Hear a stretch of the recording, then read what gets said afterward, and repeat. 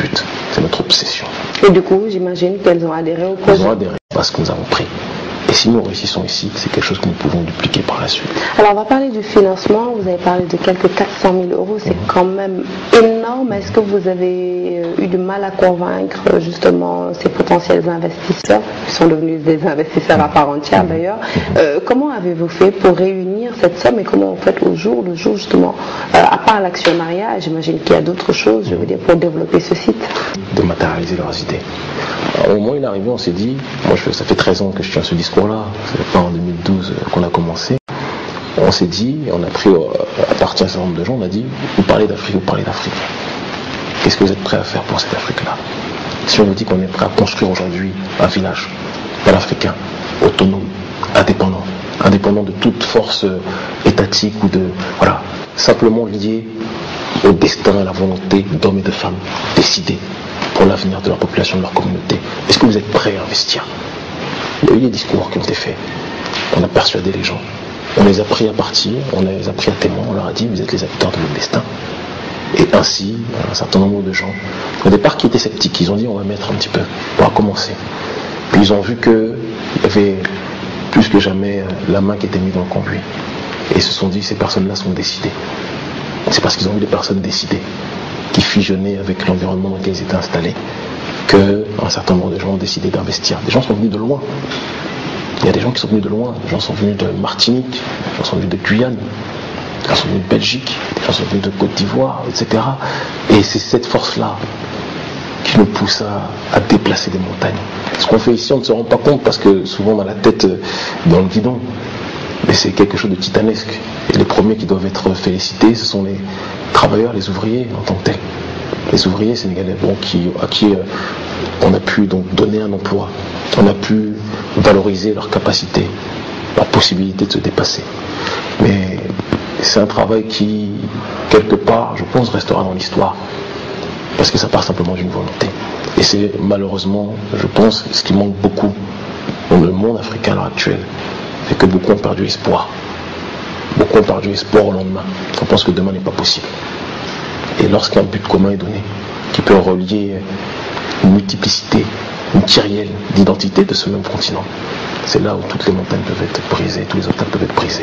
On a connu un Kémy Séba bagarreur, rebelle, toujours avec le mot de trop pour déclencher, mais vraiment lire des autorités, susciter la polémique, être au devant de la scène. Aujourd'hui, on découvre un Kémy Séba très sage. Qu'est-ce qui a changé? Si changement il y a eu, qu'est-ce qui a vraiment changé et surtout qu'est-ce qui a provoqué ce déclic? Comme je cesse de le dire, chère Sarah Cissé, clairement et simplement, je n'ai pas changé. Mais dans une rédaction, il y a une introduction, il y a un développement, une conclusion. Le mot de trop qui déclenche le lire des autorités était un mot depuis longtemps par moi pour déclencher la polémique. Parce que malheureusement, en Occident, pour se faire entendre, il faut taper du poing sur la table. Mais lorsque vous vous opposez à un impérialisme et que vous ne proposez pas d'alternative, vous êtes encore plus hypocrite que les personnes que vous critiquez. Il est arrivé un moment dans mon parcours où je me suis retrouvé bien longtemps avant mon arrivée ici. Et ça a commencé d'ailleurs à la genèse par rapport à cette société. Je me suis dit, pendant combien de temps vais-je m'opposer? M'opposer, c'est bien. Mais je ne peux pas continuer à m'opposer s'il n'y a pas quelque chose qui est proposé en retour. Et donc il y a eu les condamnations. Mais un système impérialiste, ce système m'a condamné aussi. Je prends ça comme une médaille, je ne m'en cache pas. Et il y a eu par la suite la proposition.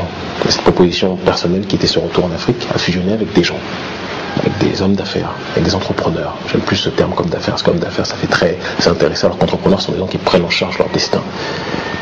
Et on s'est réunis, on s'est compris. Et on s'est dit qu'il était temps qu'on passe à une autre étape, sans m'empêcher pour autant de continuer à dénoncer l'impérialisme.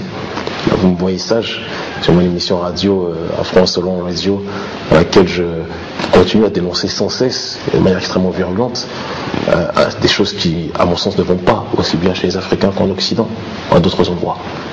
Mais je pense que la condamnation n'empêche pas aussi la compréhension de soi et la compréhension du monde dans lequel nous sommes installés. Je le dis, je le répète, l'Afrique, je veux tenter, contribuer avec mes modestes moyens, nous voulons mourir en la reconstruisant. C'est notre objectif. Cette mer nous a allaités, cette terre nous a allaités. Mais si nous autres enfants, on n'est pas capables aujourd'hui, alors qu'elle nous a tout donné, de la récompenser, de lui redonner vie, c'est que quelque part on ne l'a jamais aimé. C'est dans ce cadre-là qu'on se situe. Donc je n'ai pas changé, la révolution c'est ça. Dans la révolution il y a évolution. Mais il n'y a pas, j'ai envie de dire, changement profond. Je n'ai pas changé. Aucun regret lorsque vous regardez le rétroviseur? Strictement aucun regret, je dirais même de la fierté. J'ai transformé les obstacles que j'avais face à moi en tremplin.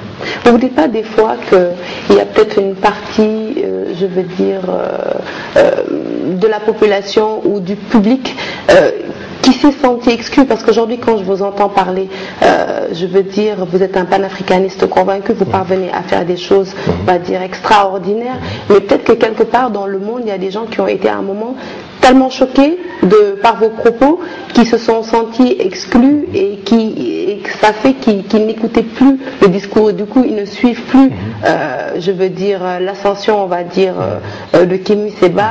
Est-ce qu'il vous arrive pas de regretter ça un peu? Je vais vous dire pourquoi. La vie est faite de choix. Bon, celui qui réunit tout le monde réunit des gens qui sont à la fois chauds pour effectuer quelque chose, des gens qui sont tièdes pour effectuer quelque chose, et des gens qui sont froids. Moi je suis dans une démarche, depuis le départ, donc c'est la couleur, de mettre les points sur les i et d'expliquer clairement et simplement où nous voulons aller. Toutes les personnes que l'on cite aujourd'hui, dont les gens portent les t-shirts, n'ont jamais fait l'unanimité au départ dans le combat qui était le leur.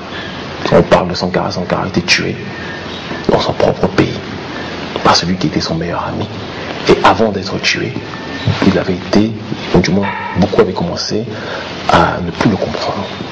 Le Mumba a été abandonné par des gens à qui il a donné de la dignité, de la fierté. C'est le lot de tous ceux qui se lèvent pour la population. Moi j'ai fait le choix d'avancer.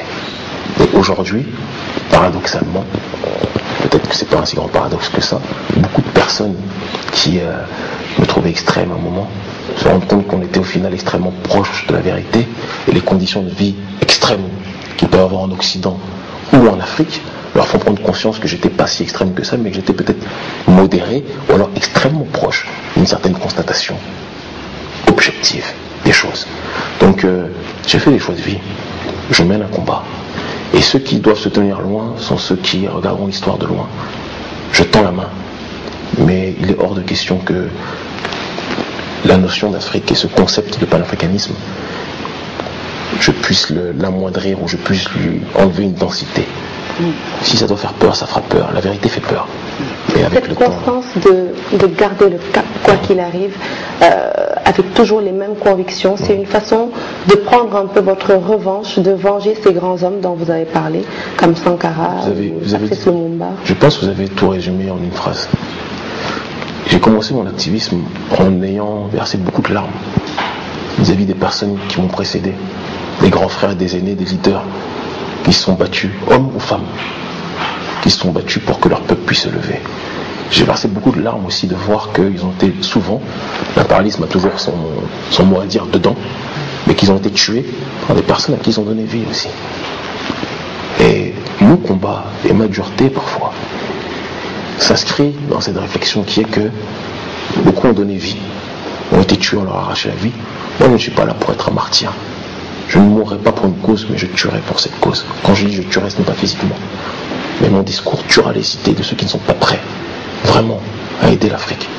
Si vous n'êtes pas prêt à aider l'Afrique, personne ne vous force à le faire. Faites ce que vous avez à faire, personne ne vous culpabilisera. Mais ne dites pas que vous aimez l'Afrique si vous ne l'aimez pas. Les gens ici ont besoin de réel.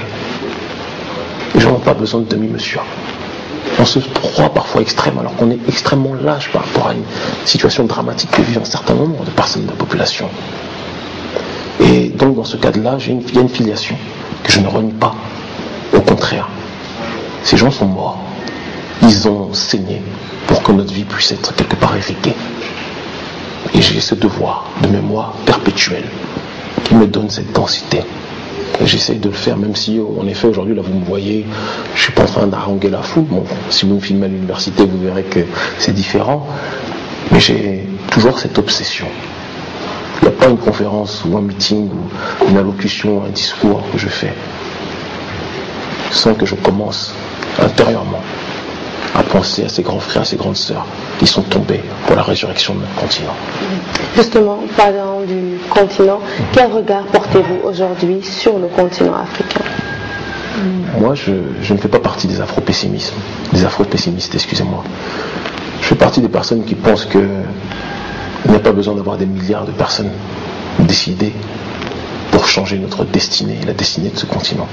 Le continent, à bon nombre d'égards, ne va pas bien. Ce sera un mensonge que de dire le contraire. On était le berceau de l'humanité, on est en train d'en devenir le tombeau. Parce qu'on se comporte comme des aveugles assis sur un banc en or massif qui ne cesse de faire la manche. Vis-à-vis des personnes qui ont moins de moyens qu'eux. L'Occident, en termes de richesse naturelle, a moins de moyens que nous. Et il se sert de nos propres richesses, mais nous, on se comporte comme si on ne voyait rien sous nos genoux. Et je ne peux pas être satisfait de cette situation, que ce soit sur le terrain économique ou politique. Mais cette réponse-là, que nous voulons répéter jusqu'à la fin de notre vie, c'est une proposition, une alternative, avec nos modestes moyens, que je considère comme une révolution citoyenne. Une révolution de chaque instant. Une révolution dans la construction. Une révolution dans le travail, dans la foi, dans la terre. Quand je vois ce qui se passe en Libye, avec une personne que j'estimais profondément, Kadhafi, qui a donné beaucoup à l'Afrique, quelles que soient les critiques qu'on puisse lui apporter. Et aujourd'hui, je vois que cette personne-là a été lâchée, larguée par des gens qui l'avaient financée. C'est la même histoire. Ça ne va pas quand je vois ce qui se passe au Mali. Après, la situation est extrêmement complexe là-bas. Mais cette instabilité qui est encore créée.